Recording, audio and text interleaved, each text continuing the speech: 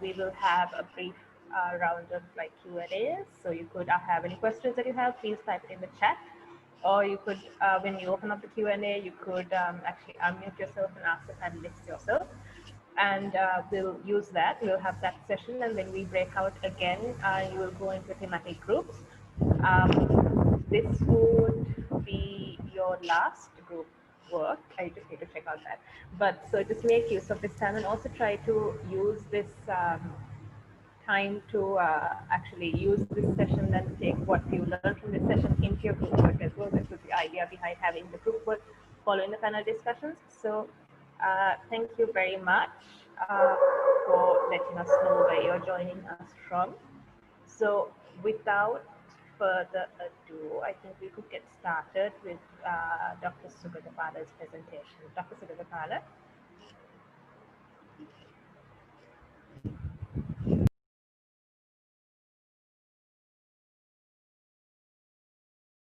Dr. Sugatapala.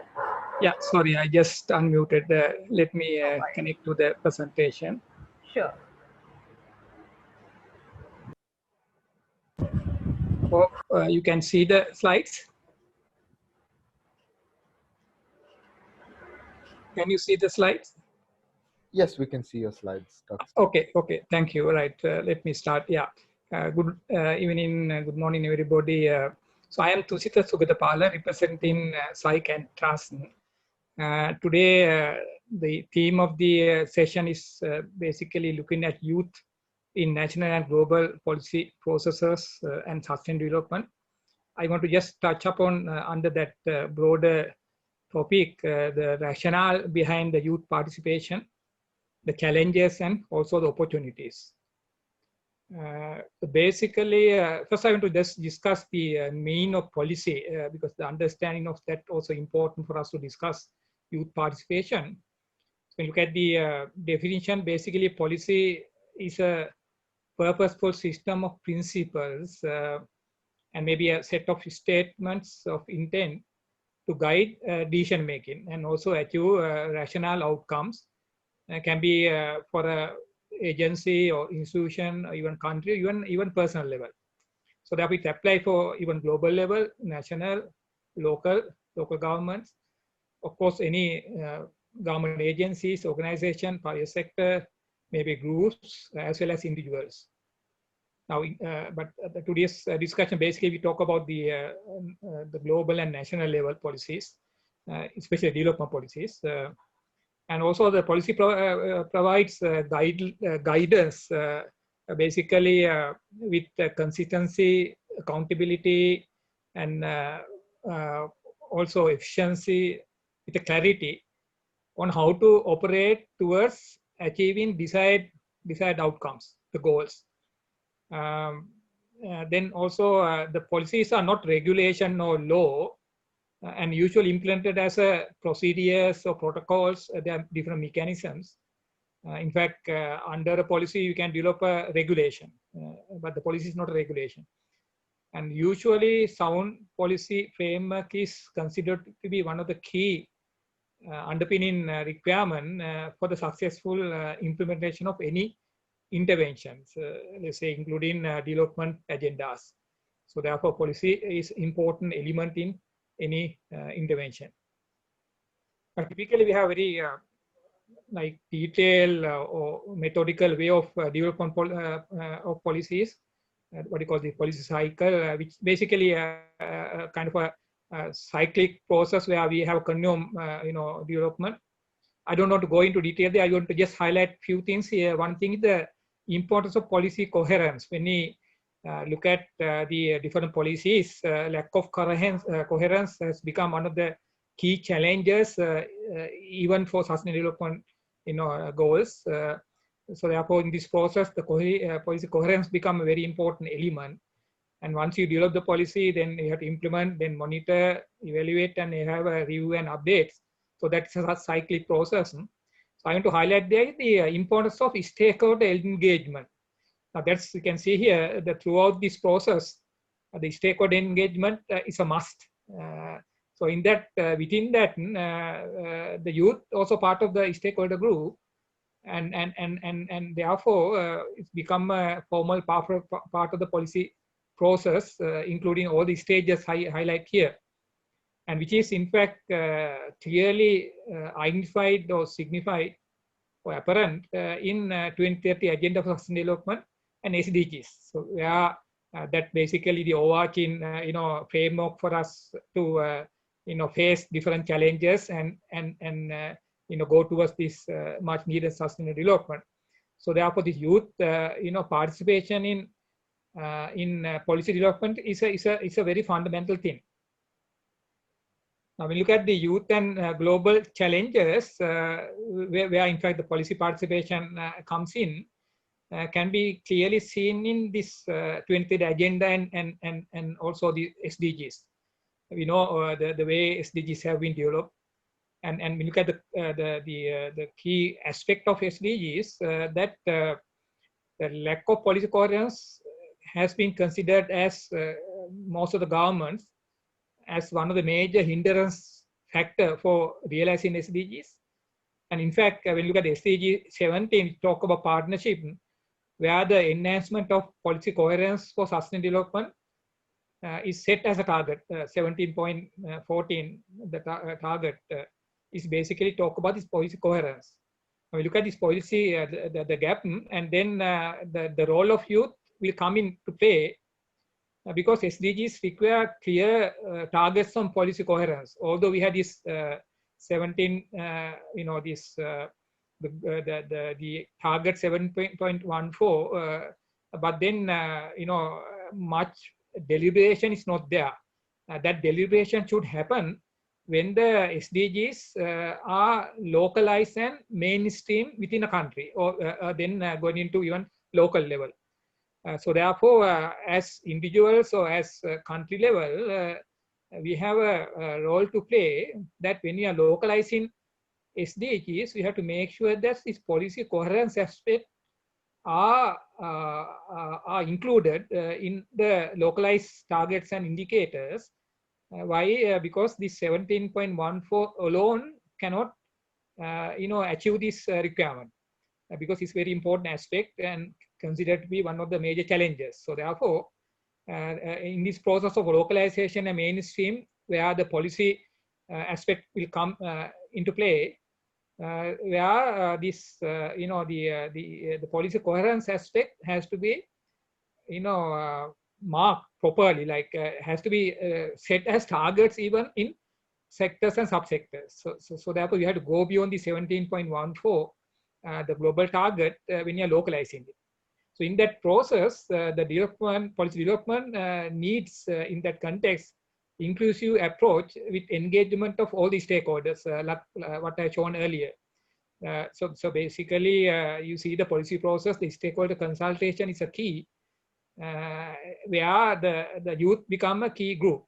So that is very apparent, very clear, very obvious from especially through Sustainable Development 2030 Agenda and Sustainable Development Goals, that youth as a key stakeholder group has to play a major role in policy development. So that is a very apparent feature. Of course, it's not happening in that way. That's why we are talking it here now. Now, why youth should become a partner? First of all, we know the global challenges we are talking are long lasting. It's not only for today, we are talking about more on tomorrow. And we know younger generation, where the youth represents, will be the most affected. So therefore, by default, they will become the key stakeholder, because they are the parties who's going to affected by this global challenges. So therefore, we can't omit them. So that's one of the key rationale. Then the next one is basically this policy coherence is for sustainable development is a complex task. We need innovation and creativity to tackle that type of complex task, and it's a fundamental requirement. And when you look at innovation and creativity, the youth have the most competency in that aspect, the creativity and innovation. So therefore, this requirement for innovation and creativity for policy coherence or policy development will be facilitated, can be facilitated or enhanced by the youth participation. So their ideas and involvement could make the difference. Thirdly, the challenges required for this, the Sustainable Development Goals are transformational in nature.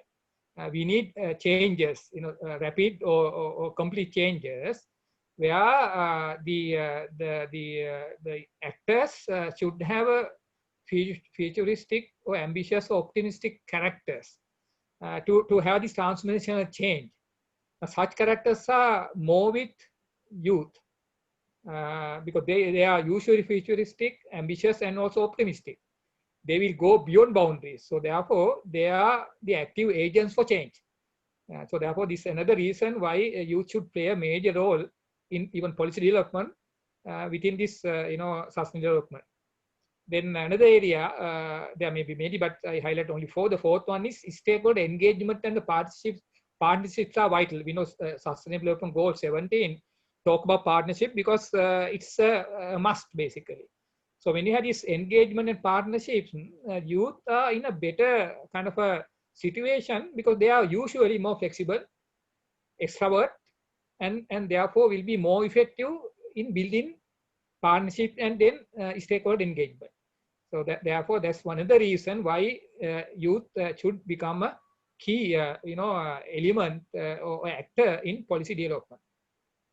But of course, we all know that there are challenges. And in fact, the way presently policies are developed is not the way we expect for sustainable development goals. So one of the major things is the institutional vision and youth participation. Basically, the conventional thinking of institution is that policy making has to be done by not only the adults, but also they are looking at only the strategic level staff. Usually tactical or operational level staff rarely get involved in policy development. So that is basically it's an institutional vision is not in par with the requirement of youth participation. So therefore there are a lack of formal spaces for active engagement. So since we don't have formal spaces, youth also will react, not passively in policy development. So that's especially our part of the world, we can see that gap. Then, of course, when you look at the broader context among the institutions, even the actors, there's a lack of understanding on the principles of SDGs, the governing principles. We talk about indivisibility, no one left behind, inclusiveness. So those will indicate the need for, take others into board, especially youth. So therefore, the stakeholder engagement for sustainable development are not, considered within the present institution. So that's the basically they have the lack of understanding of the SDGs even. Then of course, conventional top-down government-centered approaches for policy development is a challenge. That's the way the policy developed now. Limited openness to novel and innovative forms of participation, because when the youth get participated, their involvement should come through innovative aspects. Presently, we don't have that type of openness within institutions. So that's another barrier. And also limited diversity in forms and arenas of participation. This participation should come from different aspects, different levels, from urban to rural, working to, the education, the different arenas, aspects through which this, consultation or participation should happen. But that diversity is not there. And also the youth will have, usually has dissatisfaction, on institutional participation settings. They don't look at this as a positive way. They always see it as a barrier. So therefore they don't take proactive, even though sometimes we have the, opportunities, they don't take that opportunities proactively. Then of course, lack of awareness and capacity of youth. Also through the typical education system, we will have usually no priority for this, attitudes or skills. So therefore, the capacity gap is also there. We need to build capacity of youth for effective participation and engagement. So those are the challenges. I will just show you one of the example. This basically talk about this innovation and global, what you call this entrepreneurship. Now, see, I just want to highlight Sri Lanka, for example. You can see when you look at different, skills or gaps or other competencies, there are certain areas, Sri Lanka, we are out of 130 countries, 101. So we are not in a good level, US is #1 in this global entrepreneurship index. See what we are lacking, like human capital is very low marks. We can see is very low mark here. Technology absorption is an issue. We don't have that capacity. Process innovation is very important aspect that is missing. Networking is very low marks. It's here. Startup skill is basically looking at entrepreneurship, but opportunity perception, we can see it's also very low. That means even for policy development, we have opportunities, but the youth are not in a position to grasp those. So therefore, I think the capacity building of youth for this aspect has to be, look at how to, build their capacity for effective engagement of policies. So this is my last slide. So although we have, the challenges, of course, we have opportunities. In fact, we have already shown there, SDG localization and mainstream processes provide unique opportunity for effective engagement of youth in policy making, because policy coherence is a fundamental requirement in implementing SDGs. So therefore, this process should look into policy revision to make this, the coherence across different sectors and subsectors. So therefore, that should happen now. And when that happen, then the youth can get involved, because SDGs will, is the 20th agenda highlight their role basically. So that's the opportunity. But of course, the government should take a proactive actions to make it reality. That there should be a creation of formal spaces and tools to foster youth participation. They had to acknowledge the diversity in forms and arenas of participation, so that they had to make these different forms and arenas. Promote participation of all youth. There are different type of youth, maybe rural, urban, maybe disabilities, maybe gender issues can be there. And there they have to strengthen the youth structures, basically, maybe the different organization, youth forums, those formal and informal system has to be strengthened. Support lifelong learning opportunities, the learning throughout the the education, from early childhood education to school, university and beyond. This aspect has to be integrated. So therefore, the capacity building should happen in that way, so that youth participation is fostered. And of course, the research is also important to capture the best good practices and novel ways of youth participation, because we need novelty, innovation, creativity, so that the youth can be participated very actively and productively. So that's the requirement basically. So that these are the areas where we really lack, so that we don't see at present the opportunity or the participation of youth, but that should happen. It's an urgent requirement. So with that, I will conclude my presentation. Thank you. Thanks, Dr. Sagatapala, and that was actually very useful for our session moving forward as well. So I would like to now invite our next panelist, Christoph Schott, from who's joining us from Legal Response International.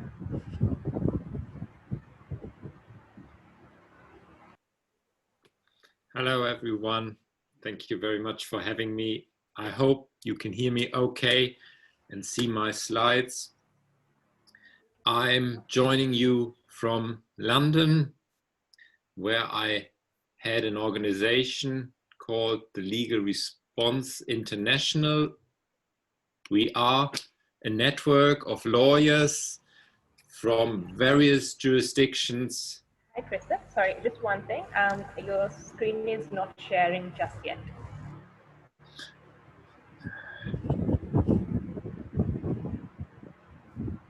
But it did so earlier, didn't it? Yes, and I tried it out. No, it works, but I think we had to stop the sharing to allow to make room for Dr. Sagatapala's presentation. So now it is. All right, looks good. Fantastic. And this network of lawyers supports developing countries free of any charge in the international climate negotiations, but also in the implementation in the national implementation of their commitments under the International Climate Convention and the new Paris Agreement. So I'll say a little bit about our work and the impact youth can have at the international level. I look at the Paris Agreement and then a little bit at national policy processes. My expertise really is at the international level. And I think Dr. Sugathapala has made it very clear how important it is to involve the youth. And I will look as a lawyer a little bit more at the how, the processes and means. And in order to define climate change policy, the global response to climate change, there are actually quite a few international fora that are important and that we need to keep an eye on.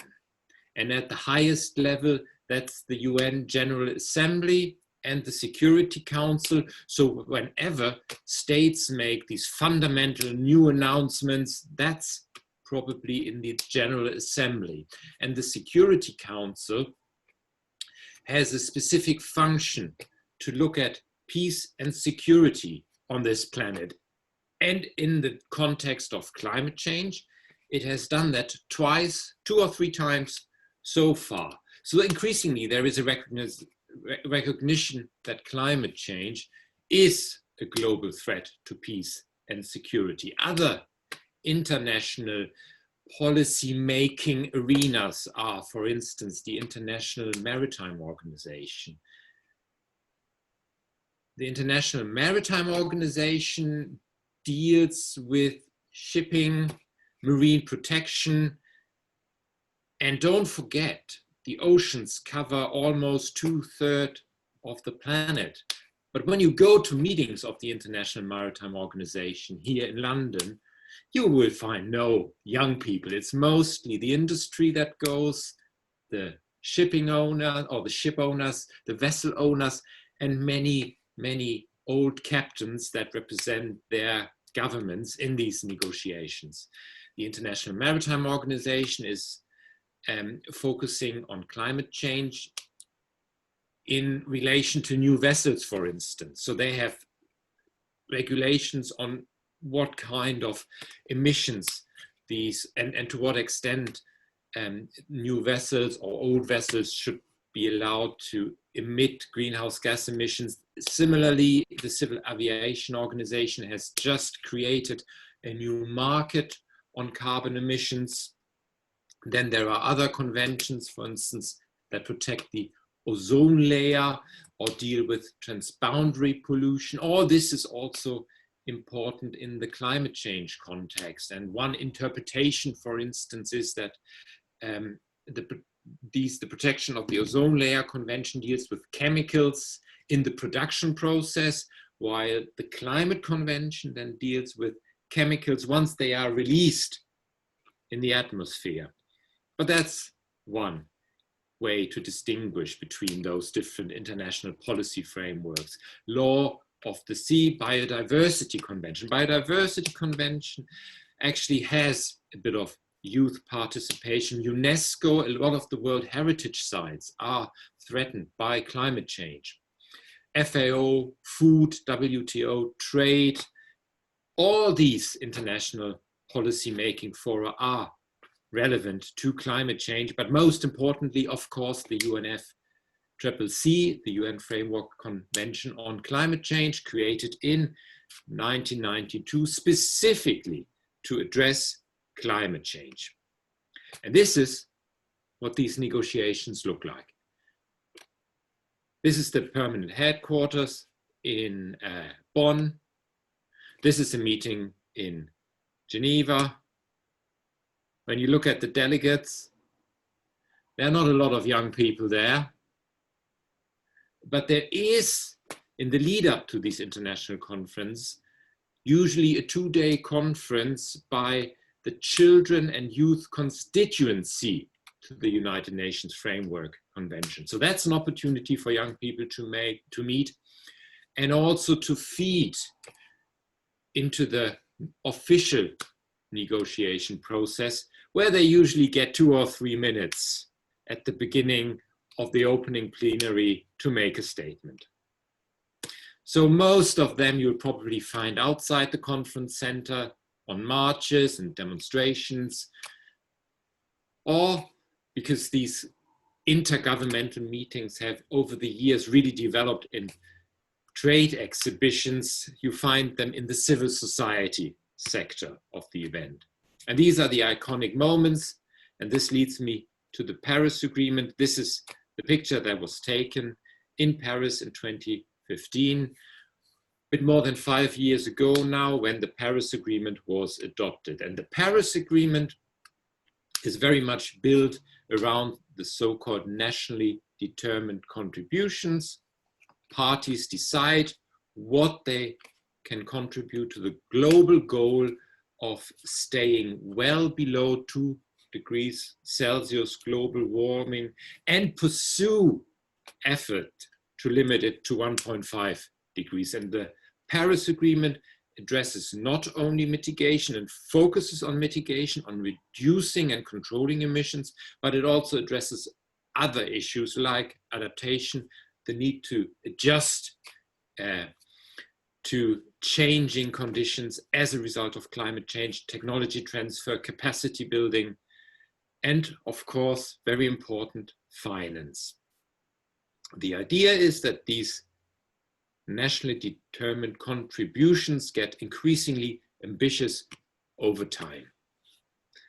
And all this, of course, significantly affects young people, the next generation.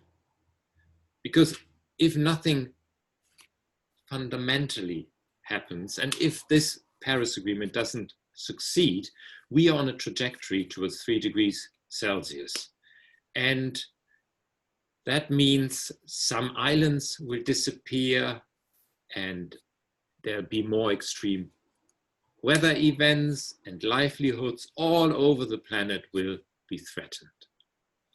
And in response, the international community has agreed to, for instance, go carbon neutral by 2015. That means that emissions are completely offset against sinks. So sinks are natural systems, for instance, that absorb carbon. Carbon we will always produce naturally, but the idea is that in the future, we take just as much carbon out of the atmosphere as we put into it.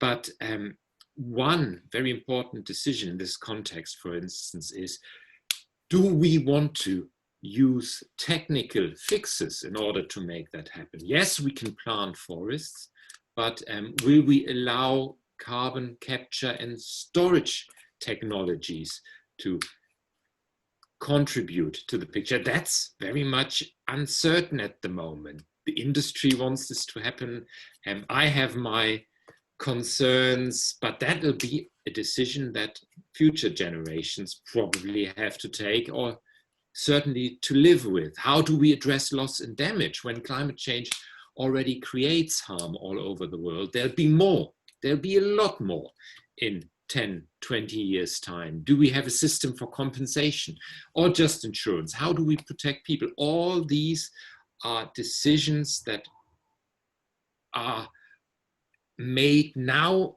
and will fundamentally affect how people live in the future. Just transition of the workforce. That's another kind of buzzword. Yes, we will move to greener, more sustainable industry and way of doing business, but that means a change of lifestyle for future generations. And in countries where poverty eradication is still a priority, that means people will be affected. And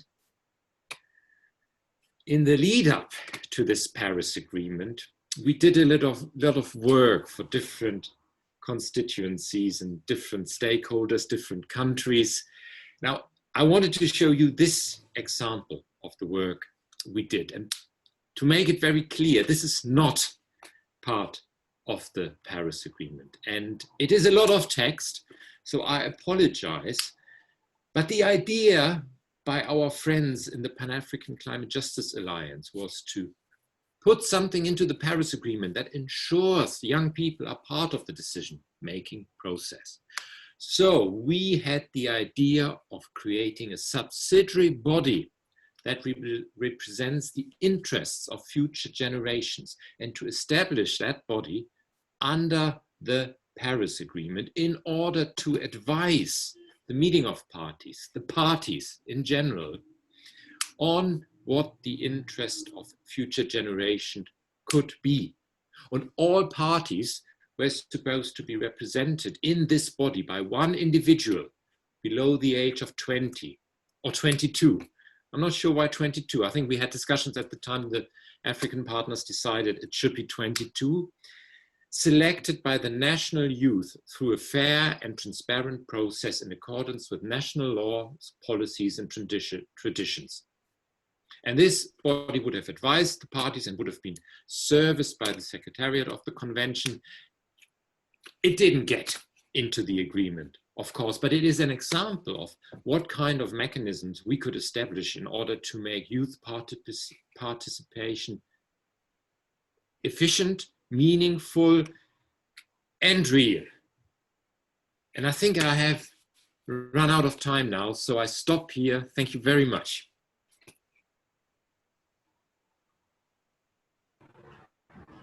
Thanks, Christoph. That was great. And actually, I'm just going to also quickly jump in. LRI did recently, I believe last Saturday, have, or well, not last Saturday, 8th December, they did have like a fantastic event that marked the 5th-year anniversary of the Paris Agreement, and our executive director was Vijay Naik was a part of it. And for those of you who attended, it was a really great session where they discussed issues that need to be addressed, basically during COP26, and also what's needed for the Paris Agreement to succeed. So I'm not sure if a recording of that is available, but please do check out their website. Oh, there is a recording available. Go to our website, there is a link to YouTube, you can watch it anytime. Yeah, so thank you very much for that, Christoph. And quickly, we have some new people on the call. Thank you for joining, and thank you for those who joined us on Facebook. Christoph, I'm going to stop your screen share for now. I'm just going to quickly share my screen once again. So just to let you know that we have a group work session after this. And for those joining and who want to be a part of it, these are the 3 groups that you could work with. Panelists, if you are able to stay on after your presentations, you're more than welcome to join the groups as well. I will drop this in the chat. But yeah, so with that, thank you, Christoph. And now we move on to Anika and Sophie.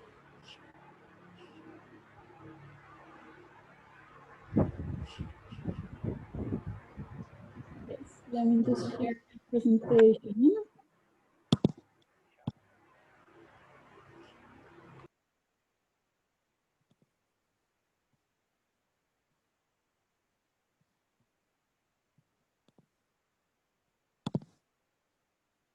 All right, I hope you can see it. Okay, my neighbor is suddenly started drilling in the next room, so I hope you don't hear an annoying noise. Do you hear it, Annika? No, it's okay. Okay, perfect, then I'll start. So yeah, welcome everyone to our presentation. Yeah, we are actually the youth that the previous presenters have been talking about, and we did a research on action for climate empowerment, which is also referred to as ACE. And together with 3 other students, me and Annika participated in this research project, which was a consultancy project to explore future pathways for ACE. And in this presentation, we will present our results. So first of all, what is ACE? ACE stands for Action for Climate Empowerment, as I just mentioned, and this term has been used by the UNFCCC since 2015 to refer to Article 6 of the UNFCCC Convention and also Article 12 of the Paris Agreement. And it is mainly concerned with empowering citizens to take action on climate change And it is also seen as crucial for the success of the UNFCCC in achieving its objective to reduce emissions and create a climate resilient world. And as it is embedded in the Convention and the Paris Agreement, ACE provides a legal basis to foster climate education, training, public awareness, public participation, public access to information, and international cooperation. And these are the 6 pillars that guide action that UNFCCC parties take under the ACE umbrella. And you can also see them here on the slide. So why did we start working on this topic? So this research project was a consultancy project, as I mentioned, and it was commissioned by sustainable development practitioners that you can see on the right in the pictures here. And the creation of the project has been motivated by the termination of the Doha work program, which is terminating this year. And the implementation of ACE has been guided by the Doha work program for the last years. But as this program will come to an end now, it provides the possibility to reflect and create a new and improved framework for ACE implementation. And especially since the COP26 negotiations are coming up next year, it provides a window of opportunity for reflection and improvement. So a ship in harbor is safe, but that's not what ships are built for. This quote kind of symbolizes ACE and Doha work program because it was the reason for starting our research project, as our commissioners thought ACE is not reaching its full potential right now. And it is also connected to our findings, as we have talked to many practitioners and people involved in ACE, and they also feel that ACE is not reaching its potential right now, and that continuing business as usual in the next implementation phase would likely be ineffective. And this is translated into our project goals, which were threefold. So first, we conceptualized ACE through an academic lens. If you, by the way, hear the drilling, just let me know. Second, we evaluated how effective ACE has been in reaching its core objectives and identifying key factors for successes and failures. And we have done this through interviews with ACE practitioners, reviewing country submissions on the effectiveness of ACE, and also doing a review of academic literature.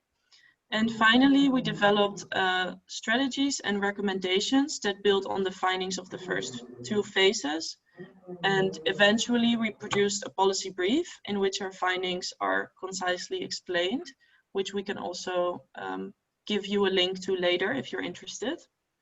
So during the first stage of our research, we applied the academic lens of discursive institutionalism to analyze ACE, and we concluded that there are competing narratives that are also present in global climate governance. And for those who might not know it, a narrative is kind of a way of understanding the world. So next slide. So these 2 dominant narratives of climate governance have been identified at large in academic literature also. And we noticed that they also play an important role in ACE implementation and negotiations. These narratives are the democratization and the neoliberal narrative. So what do these narratives actually mean for ACE and climate empowerment in particular? Well, within the democratization narrative, ACE is understood to have the goal of empowering citizens to participate in climate policy decision-making, focusing on inclusiveness and fostering state accountability. And it is regarded as a rights-based approach. And within the neoliberal narrative, ACE is understood to have the goal of empowering citizens to become climate conscious through education and to become responsible actors in their own community through voluntary action. Next slide. And what we see in practice is that the implementation of ACE has been skewed towards the neoliberal narrative, which is shifting the focus of ACE more towards creating climate conscious consumers rather than them participating in climate decision making. And up until now, ACE has mainly been focusing on empowering citizens to live a climate conscious life. And as such, it has led to an unbalanced implementation of ACE, focusing mostly on the pillars of education and public awareness, while neglecting the pillars of public participation and public access to information. And now Annika will explain how these narratives influence the understanding of key concepts of ACE. Yeah, so during our research, we talked to a lot of people that work on ACE. So we interviewed focal points and other people that work with this program. And what we saw is that actually these different narratives really shape the way that the meaning of concepts they used. So an example is what is a key concept to ACE is empowerment. It's action for climate empowerment. But we saw while everybody talked about this general abstract goal, actually what they meant was different things. So some people really saw empowerment as the structural inclusion of marginalized groups. So that could be indigenous groups, but also, for example, youth that we saw in the previous presentations talked about. Whereas other people really focused on enabling individuals to take action themselves. So setting something up in their community or changing, for example, their diet on a more personal level to in that way really decrease the impact we have on the climate. So we saw that these two different goals in a way were both brought together, and it is more abstract term of empowerment, but people actually didn't explicitly talk about it, which meant that they were in a way miscommunicating.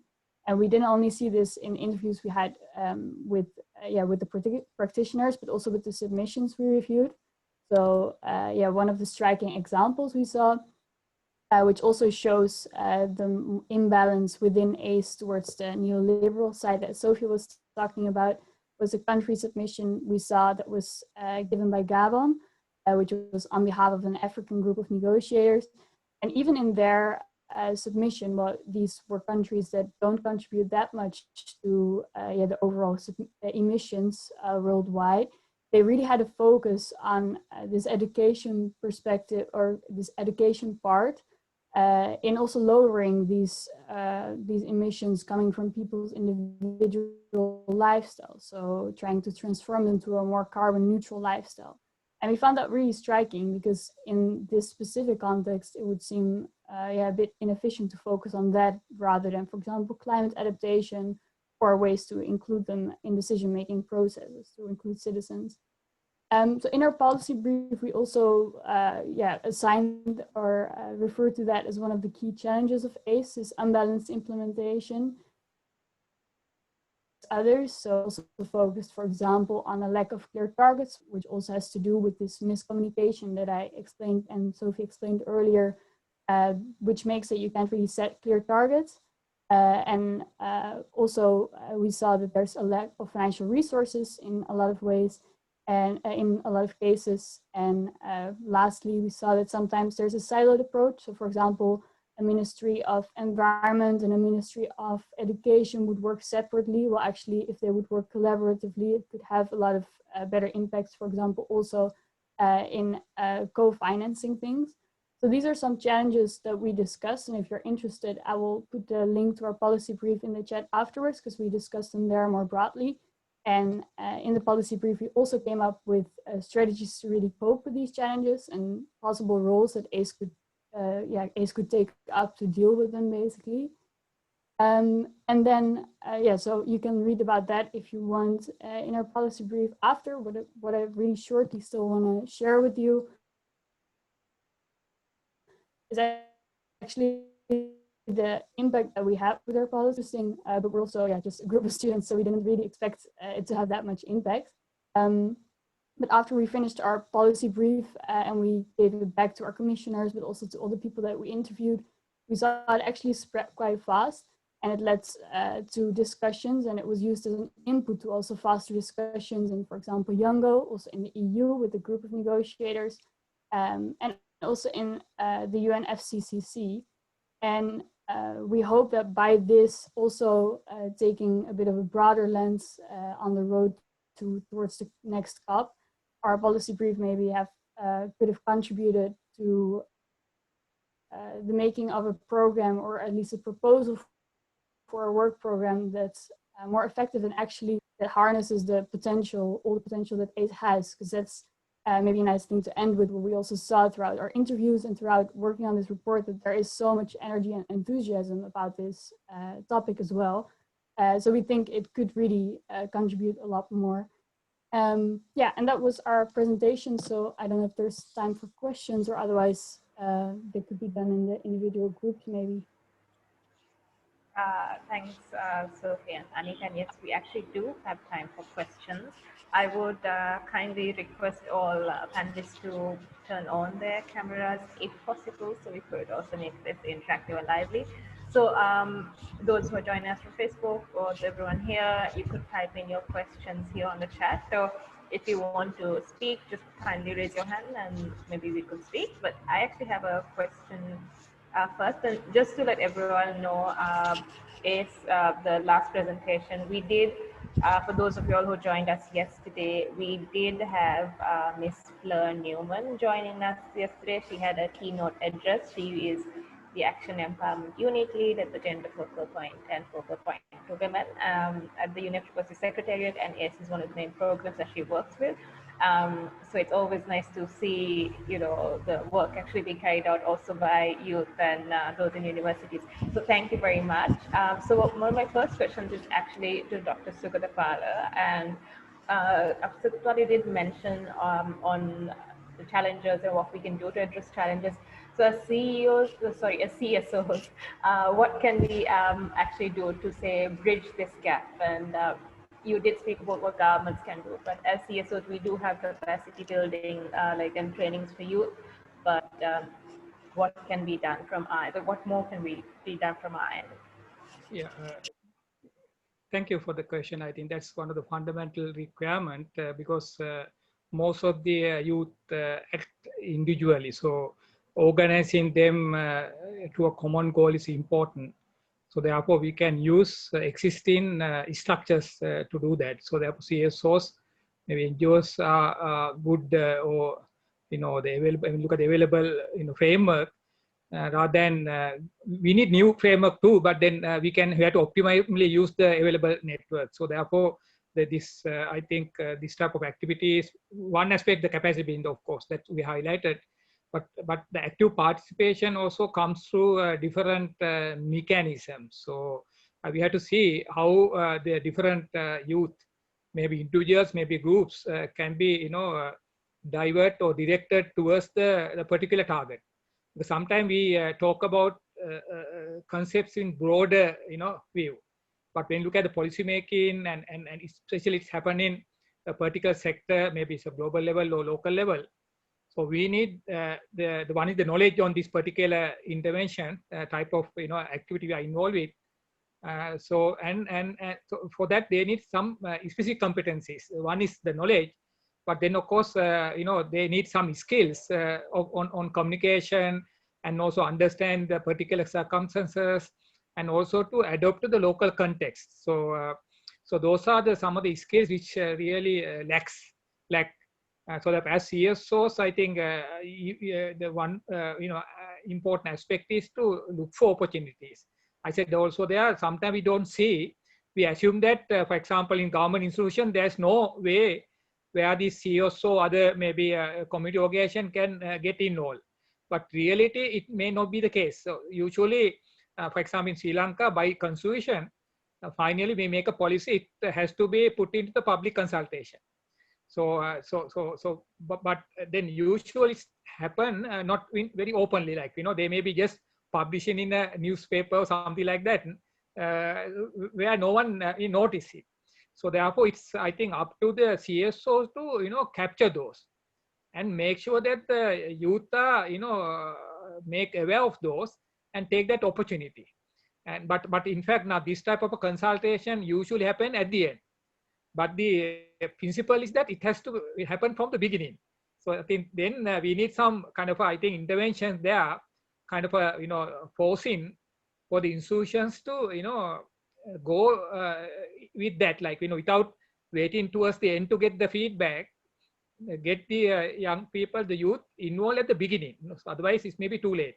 So therefore I think the CSOs have a greater the duty to capture these opportunities. I think those opportunities are there, but then we have to capture it. Yeah, thank you. Thanks, Dr. Sigadapala. There's actually another question for you. I think while you're on, we'll probably get that as well. From Dinestra, what do you think are the main barriers for you to engage in climate and environment education in Sri Lanka? Do you think that formal, non-formal, or informal education is more effective in getting this message through to you? Yeah, the education is the key. I said that because we have to look the education for competency building. So competencies, we are talking about 3 levels: knowledge, skills, and attitudes. Learning to know, learning to be, and learning to do, and learning to be. We need all these 3. Priority for all these 3.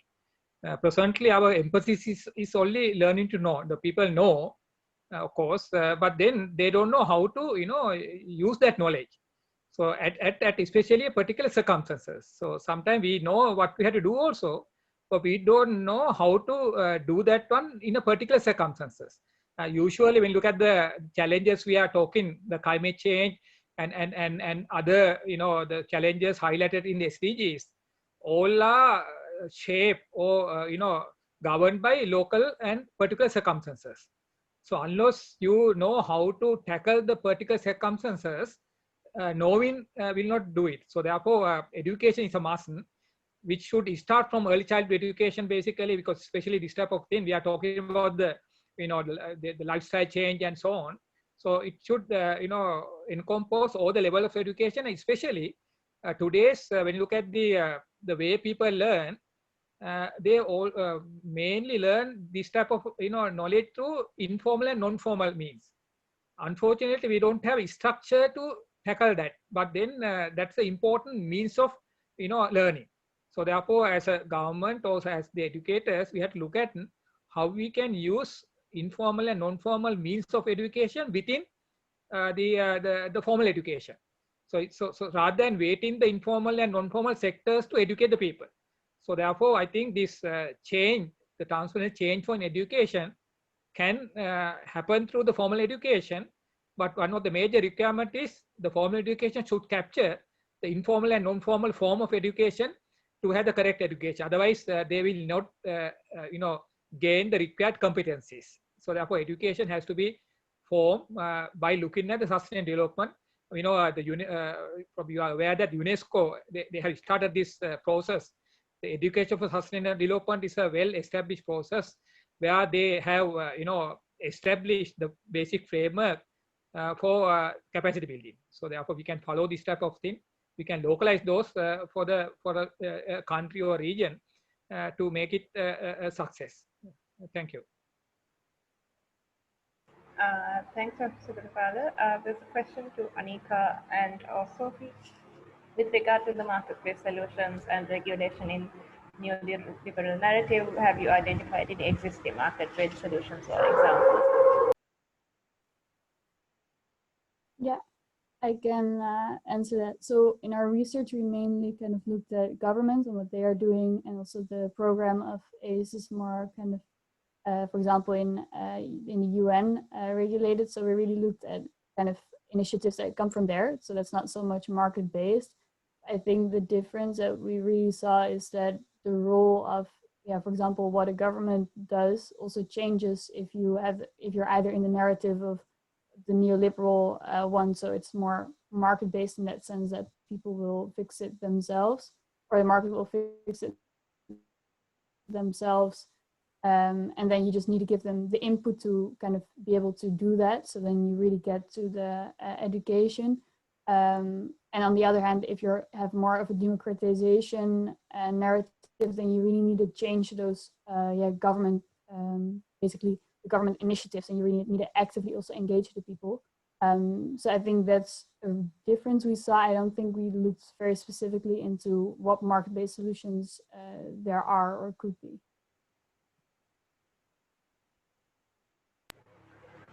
Sophie, do you want to add to that? Or? Yeah, maybe shortly. I want to say that we mainly looked at sort of the yeah, we looked at the country submissions, which are sort of an evaluation of the ACE, of ACE and the work program, but they don't really mention any specific solutions or examples that they have implemented. So we really looked at more the perspective that these actors have when talking about ACE. So I think therefore it's kind of difficult to answer the question. Thank you. So there's a question from Max to all speakers. how to balance research for innovative novel forms of youth participation with research to participate in formal processes. Just basically how to avoid youth processes that have no or weak connection to formal decision-making processes. Yeah, also, if anyone wants to unmute themselves and ask the speakers any questions directly, you could kindly do so if your background isn't too noisy. So maybe Christoph, if you would want to take that question, it's on the chat. I'm not sure I'm particularly qualified to answer it. I think that's more for the young participants in this conversation. I would just say that I think ultimately, in order to find the right solution, you really need to respond to demand and to find out how and in which way young people want to voice their opinions and be involved in decision-making processes. And then it's important to go beyond just participation and actually not just give them a voice, but also give them a vote in these decisions. Dr. Sugatakala, I'm wondering if you would also want to take that question. Yeah, I think, that's where the innovation should come. Like, even the participation. We had Christoph said that we have to understand their perspective. I think one of the ways emerging is basically digital participation, because the younger generation are very good at that, right? So therefore, typically in the conventional systems we don't have that opportunities yet, but now it's emerging now. So digital participation, where different digital media is used for policy making. So it's not there yet, but the opportunity is there. And also we have to look at I said also in my presentation, different modes and arena of participation. Like there should be a variety there. It's not a unique thing. It should have a flexibility of different set of mechanisms. For example, there are the very concentrated grouping like youth. Like youth parliament or youth groups type of thing, where there are formal way of doing it. Then there are some kind of an informal way of, like, there are opportunities where you get, for example, this public opinion, public hearing. So youth should react to those also. So that's why there are opportunities. The perception of the opportunity is also important. So they have to find their own way of how to make best use of the opportunities. So I think there are opportunities, but then we don't use optimally these opportunities. So that's where the innovation should come in there. So I think especially this digital participation is a very important element when you look at their competencies. Then also there are cases where we have to come up some innovative way of the collaborating with the adults. Because sometimes we think that no, we are younger, and then we have to act in a different way. But then I think in both ways, adults should look at how to collaborate with youth. You should look at how to collaborate with adults. So therefore, there should be a mechanism where this co-working work. So that's something also a new approach we have to look at it. Because personally, when you look at this most deliberation, especially in the policy making, it happened in different levels where this there's a gap basically. So therefore, the how to collaborate with other group like adults and youth, also a innovative approach of doing it. So I think we have to explore these opportunities so that the final aim of participation actively the youth on policy making happen on the ground. So unfortunately, it's not happened in that way yet. But I think we can look positively in the future, because there are opportunities coming now. And especially, I think I like to highlight that most of the time, these opportunities come in the global policies, not local. So therefore, I think one way of capacity building is like SDGs, NDC, those will have kind of a mandatory requirement to get the youth involved. So therefore, you will see most of the opportunities for youth to get involved come through not national policies but global level. So that's okay for the capacity building, because they can get involved and show their capacity. Then the local people will accept them as a partners. I think it's happening now because most of the younger people are strongly get involved in global issues. So that's a good start. But then we have to capitalize on that. We have to now come down to the local level and make sure that the youth collaborate or rather contribute to the local policy development. Thank you. Thank you, Dr. Sugatawala. Actually, within Dinetra's last question, I think, which is also in relation to what Dr. Sugatawala just said. So, although awareness and education is important and effective, there are issues of keeping youth engaged in policy processes.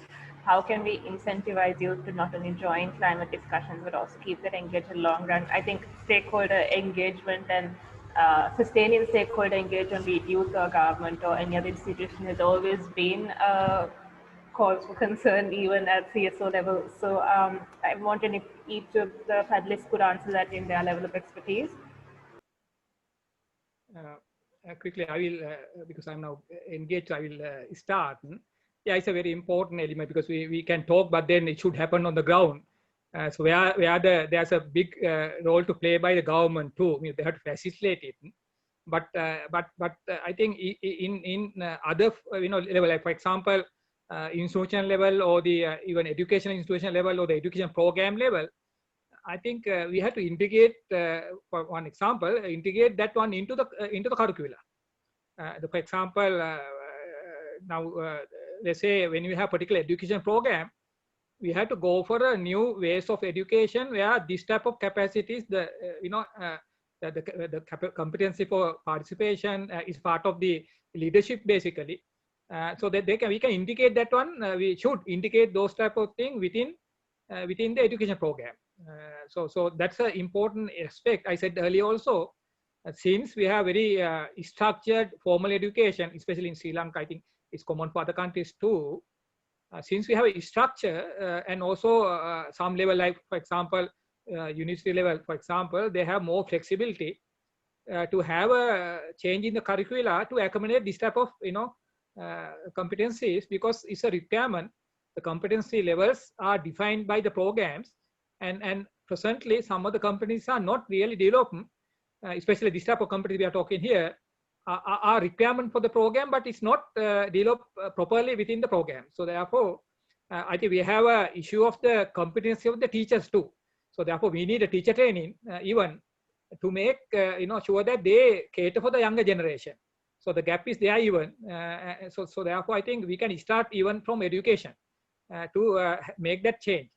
So then even at the institution level, we can have forums where the youngers can get involved. So within the institution. So that's something we have to look at it, because that is a must. When you look at the localization and mainstream or SDGs, that has to happen even in institution level, government as well as local government. So that need is coming up now, and I think the youth has to take that opportunity to push it. So that's something that we have to act quickly because it's happening now.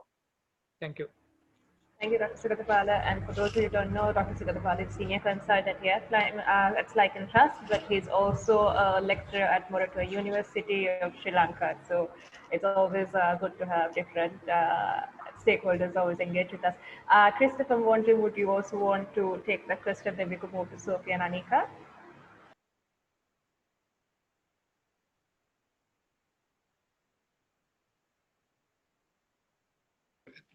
Did you ask me to come in again?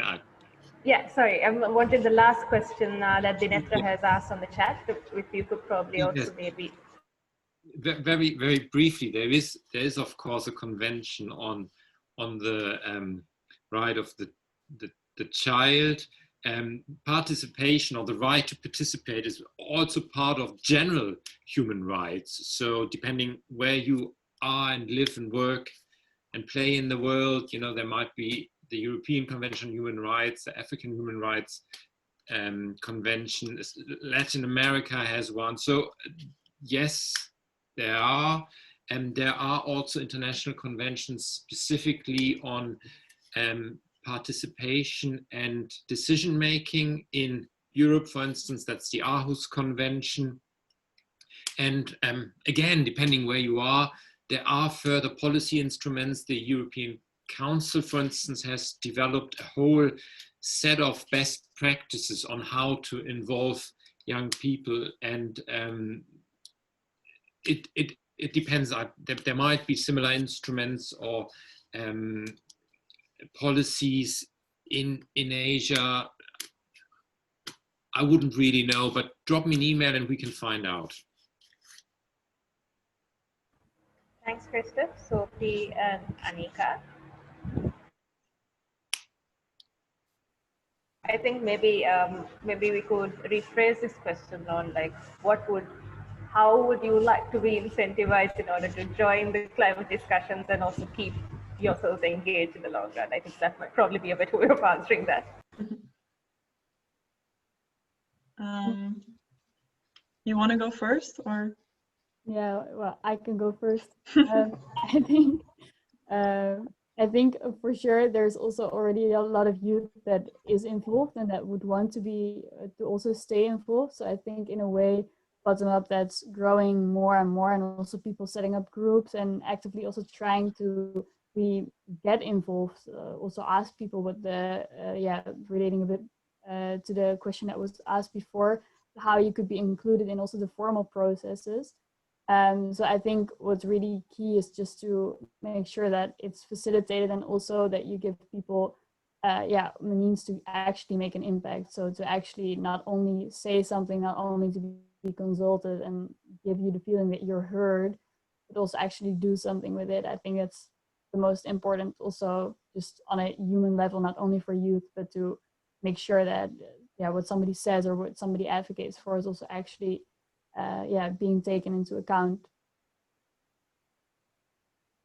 Yeah, I also agree with that. I think on the one hand, it's the government can play a big role to incentivize youth to be educated, for example, but also participate in decision making or debates on climate change. But on the other hand, I also think that it's important that youth realize the ways in which climate change impacts their life, because if they know that, then I think a lot of people will stay engaged, be engaged and stay engaged, because they know what impact it makes on their lives. And then in that way, you can try to help steer the impact it has. Okay, thanks very much. And Christoph, there's a question for you on the chat, and I'm not sure if you saw that already. So Lynette has asked if there are any existing international laws and policies on youth engagement in decision-making processes. No, I think that's the question I just answered. Oh, right. Okay. So, that was the question you just answered, right? No worries at all. I'm wondering if anyone else has any questions that they want to ask. I mean, you could also unmute yourself, or you could type it in the chat. Or if not, we could actually break early for group work. You could also raise your hand if you want to ask a question.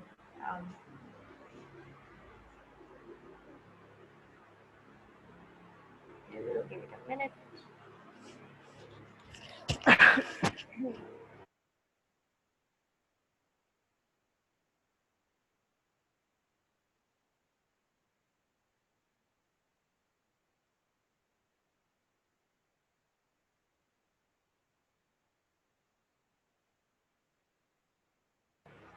Right, it's less than a minute, but I think that actually answers all the questions. But thank you very much to all of our panelists who joined us today. I think it was a very informative session. I really liked the distribution of panelists that we had. We had lawyers, we had an academic, we also had other academics from university who were still studying. So yes, we have some comments coming in. Okay, so Max has shared something, and I think we could actually just open it and probably, Max, if you want to come in and maybe talk about it, you're more than welcome to do so. But I think this is answering the Netra's question as well. But yeah, so thank you very much to our panelists for joining us today. I think what you've said today can definitely be carried forward to the group work that's happening soon after this. And thank you very much for sharing your knowledge with us. You're also welcome to join group work as well. If you would like to do so, you're more than welcome to join and support that process. But if not, thank you very much. And thank you to everyone who joined us on Facebook. We'll be stopping the stream shortly. So yes, with that, just to let everyone know, we will break for group work now.